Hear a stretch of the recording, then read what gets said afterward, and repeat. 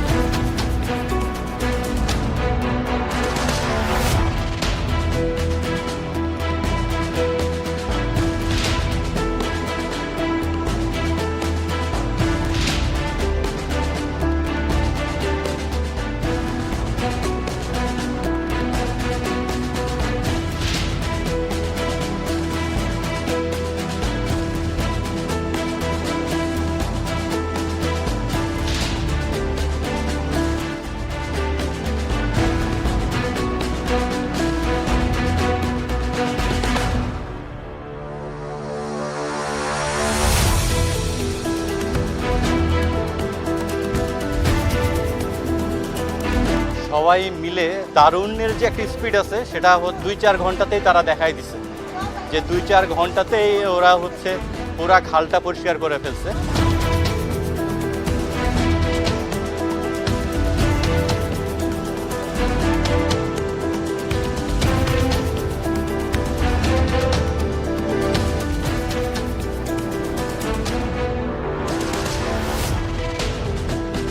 তারা আমার আহ্বানে সকলে আজকে প্রায় 1200 অধিক বিডি ক্লিনের সদস্যরা আজকে নেমেছে এই প্যারিস খালটাকে পরিষ্কার করার জন্য। এই প্যারিস খালে এক সময় লঞ্চ চলতো, এই প্যারিস খালে এক সময় নৌকা চলতো।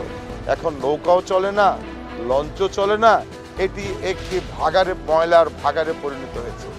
আজকে এই বিডি ক্লিনের সদস্যরা আমরা সকলে মিলে এখান থেকে সোফা, জাজিম, ল্যাব, টেলিভিশন, ফ্রিজ, সুটকেস আর ময়লা তো আছেই, সব আমরা উদ্ধার করেছি এখান থেকে।